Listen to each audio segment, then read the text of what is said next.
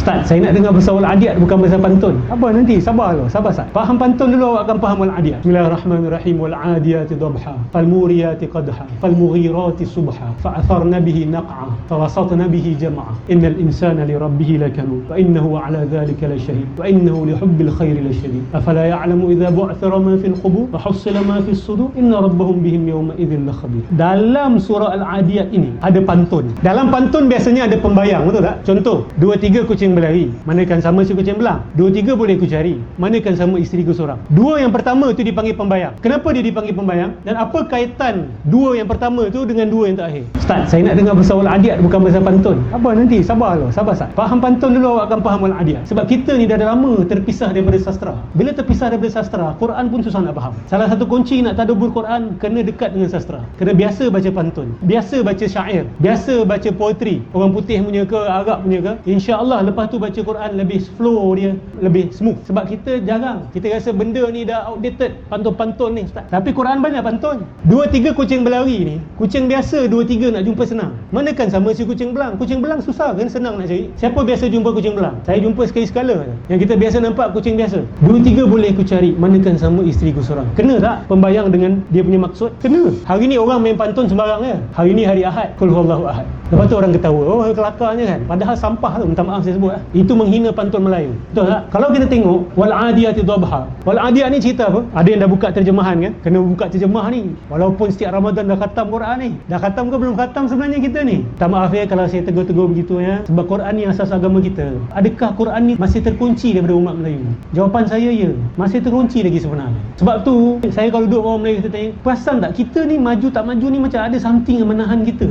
Kita ni macam tak full force orang Melayu ni, bila nak maju dia ada je sangka dia. Pada saya, kerana kita ni masih terkunci daripada hidayah Quran. Masih banyak aspek Quran yang tak terbuka lagi kerana orang Melayu tak buka. Takut untuk buka. Takut dengan kunci dan mangganya. Akhirnya kita terputus. Bukan nak kata terputus penuh, tidak. Tapi banyak aspek masih terputus. Saya kata peluang lagi ni untuk kita sama-sama fikir sebelum saya jawab kan. Wal-Adiyat ni cerita apa? Kalau tengok terjemahan kuda perang, tu yang orang kata, Ustaz, Quran ni macam tak relevan dengan hidup saya. Saya tak pernah nampak kuda perang Ustaz. Yang kita nampak kereta sport. Kenapa Allah tak guna perumpamaan kereta sport? Kenapa guna kuda perang ni? Oh, Melayu duduk dekat Selangor ni pernah ke nampak kuda perang? Mungkinlah pernah tengok movie Hollywood saja kot, kita nampak kuda perang. Tapi gambaran kuda perang ni saya yakin ramai orang tahu, terbayang di dalam minda kita. Jadi bila baca Quran, imajinasi kena switch on, imagery kena ada dalam minda. Di sini kita diperlukan untuk berkhayal. Ni bukan khayalan yang bid'ah, ni khayalan sunnah. Sebab nak faham gambaran Quran. Demi kuda perang yang berlari kencang. Subhanallah. Tengok, saya nak ajak awak bayang sama-sama dengan saya. Yang jenis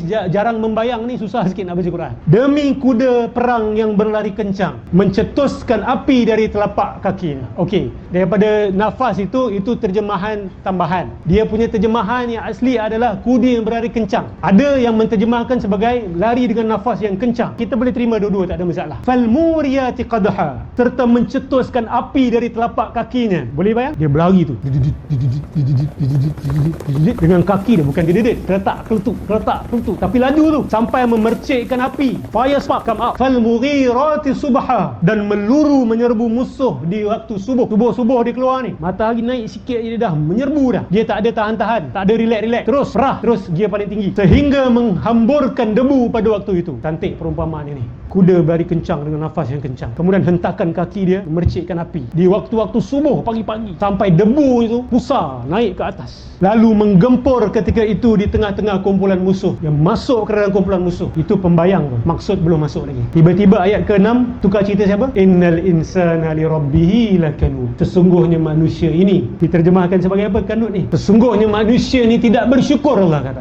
Apa cerita lompat ni? Kuda perang bangun subuh-subuh pecik api, tiba-tiba manusia ni memanglah makhluk yang tidak bersyukur. Siapa faham, dia tu menyusup terus masuk ke dalam kita punya hati yang ke lapisan ke-7 masuk. Kalau orang kata ini menusuk kalbu deep ni kuda ni, kalau kita tengok dia dapat apa daripada tuan dia? Dia dapat ilmu ke? Hantar pergi universiti, tempat makan, minum, tempat tidur, kadang-kadang kena gosok-gosok tu lah, sedap lah tu je. Itu yang diberikan kepada dia. Tengok apa timbal balas yang diberi kepada tuan dia. You give me food, you give me drink, you give me shelter, you groom me, I will give my all for you. Aku akan berikan seluruh jiwa dan raga aku kepada kamu. Aku akan berlari sekencang mungkin, tak ada tertahan-tahan, tak ada berlemah-lemah, tak ada. Engkau suruh aku pergi perang, aku akan pergi perang. Engkau suruh aku masuk ke tempat musuh, aku akan pergi ke tempat musuh. Aku tidak akan tertahan-tahan. Manusia begitu ke dengan Tuhan? Rasa macam kena satu tamparan perang kan? Malu tak dengan kuda perang? Adakah kuda perang itu lebih mulia daripada kita? Adakah kuda perang itu lebih rela berkorban nyawa dan raga daripada manusia ini yang dikurniakan akal, yang masih tertahan-tahan lagi? Yelah, nak sedekah lah juga, tapi saya ni plan nak pergi holiday bulan ni.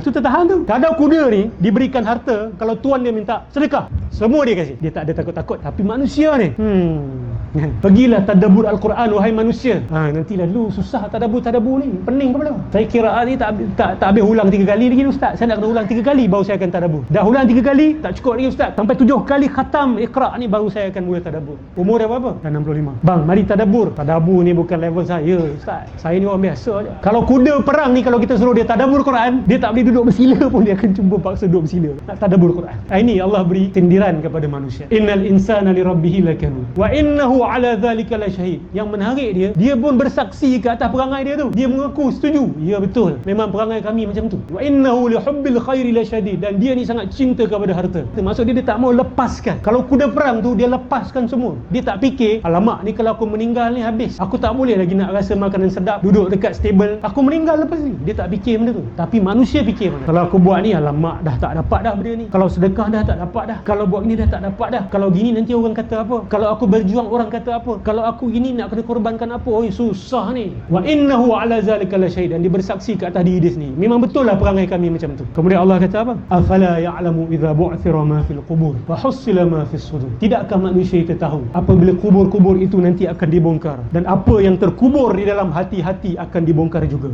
Maksud dia apa? Hakikat diri kita nanti akan dibongkar Allah. Di dunia ni kita boleh mengaku macam-macam. Saya boleh mengaku jadi ustaz. Awak tak tahu kehidupan peribadi saya. Awak pun boleh mengaku pakai songkok depan orang kan. Orang tengok, oh ni Pak Haji ni, dia orang baik ni. Tapi dalam hati kita Allah saja yang tahu. Akhirat nanti Allah akan bongkar kubur kita. Allah akan bongkar apa yang terkubur dalam hati kita juga. Hari itu kita akan kenal siapa diri kita, dan orang lain juga akan tahu siapa hakikat diri kita. Inna rabbahum bihim yawma idzin la khabir. Tuhan kamu pada hari itu sangat tahu dengan hal mereka. Rabbahum bihim yawma idzin la khabir. Apa ramai di antara kita yang baca wal adiyat ni nampak pembayangnya dan nampak maksudnya. Kalau dapat pembayang, dapat maksud, efek dia lain tak? Jujur dengan saya. Lepas ni bila solat baca wal adiyat, rasa beza ke rasa sama? Sama je ustaz. Kalau sama je tu bukan ulul albab lah. Tu saya kata tadi, ulul albab tu jiwa dia hidup. Dia dapat air tu, benih dia hidup. Dia segar, dia bergetar jiwa dia. Kalau tak ada getaran tu, flat je kan, flat line tu, kalau kat hospital flat line tu tanda apa tu?